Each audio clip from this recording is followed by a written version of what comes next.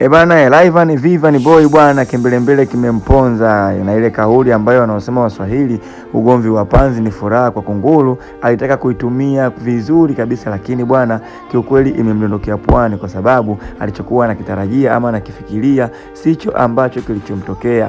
Kwa kifupi bwana, Vanny Boy amekula za kichwa kama sio za uso na Paula Kajala. Sasa mambo bwana yamekuwa ya moto sasa hivi na kila kitu kimewekwa wazi, kwa sababu tunatambua ulimwengu sasa hivi hakuna kitu ambacho kitakachofanyika na kitafichwa miaka yote, lakini ipo siku moja tu kitafunguliwa ama kitajulikana tu ni kitu gani ambacho kinaendelea. Kwa hiyo bwana, tunatambua kwamba kwa Mario na Paula sasa hivi hawana maelewano mazuri na wamekuwa ni watu wa kugombana tu, ni kwa sababu tu ya Mario kufumaniwa na Paula Kajala, kwa sababu ya mambo yake ambayo wanayofanya wanawake ambao wako tofauti na yule ambaye aliyezaa naye. Kwa hiyo bwana, Vanny Boy bwana alijionea huu ni mtonyo, ama aliona hii ni bahati ya mtende. Kwa hiyo yeye alitaka kuitumia vizuri bahati hiyo ili mradi tu apate kurudiana na ex wake. Lakini bwana, kwa bahati mbaya Paula ni mwanamke mwenye msimamo na amesimama vizuri katika mahusiano yake.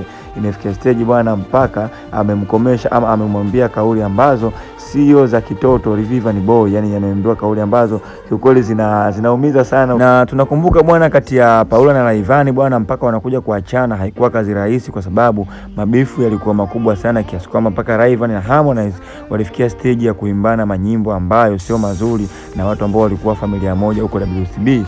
Sasa hivi Rayvanny bwana anataka kurudisha majeshi, lakini bwana Paula Kajala yeye kama yeye hayupo tayari na wala hahitaji. Kwa hiyo amemkomesha na kumwambia Vanny Boy kwamba kwa ukome na kwamba unikome na sihitaji mazoea, niache na maisha yangu, kwa sababu mimi ninachokifanya na kijua mimi. Kwa hiyo Vanny Boy yeye baada ya kuona Paula na Mario hawana maelewano vizuri, alitaka kutumia mwanya huo ili apate nafasi ya kurudiana na ex wake huyo wa zamani. Na ukizingatia sasa hivi of course bwana Paula amekuwa ni mwanamke hatari, yani ni mzuri, ni mwanamke ambaye anamvutia kila mwanaume ambaye anayekutana naye ama anayeonana naye. Kwa hiyo Vanny Boy akahisi huenda this time ikawa ni nafasi yake ama ni bahati yake kurejesha majeshi yake, lakini bwana majeshi yameishia njiani. Kilichomkuta Mungu ndo shahidi. So this time bwana tunasubiria kuona ni kitu gani ambacho kitaendelea baina ya Mario pamoja na Paula, lakini vile vile hatuombei mabaya, tunawaombea wazidi kushikamana, kwa sababu tayari wawili hawa wameshapata mtoto. So mtoto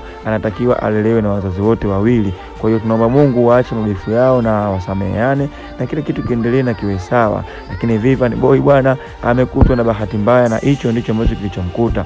So nahisi ama huenda akatulia chini na akaendelea na maisha yake mengine na kumpotezea kabisa Paula Kajala. So nikukumbushe tu bwana, hii ni Umbea Time. Kama bado haujajiunga na familia hii, basi jiunge kwa kubonyeza neno subscribe hapo, share, comment na like. Vile vile usahau kubonyeza alama ya kengele ili usipitwe na uwe wa kwanza kila pale ambapo tunapotoa matukio yetu, kwa sababu sisi tuko hapa kukuhabarisha wewe kila kitu ambacho kinachoendelea katika soko lote la entertainment, kwa sababu tuko haraka sana. See you till next time.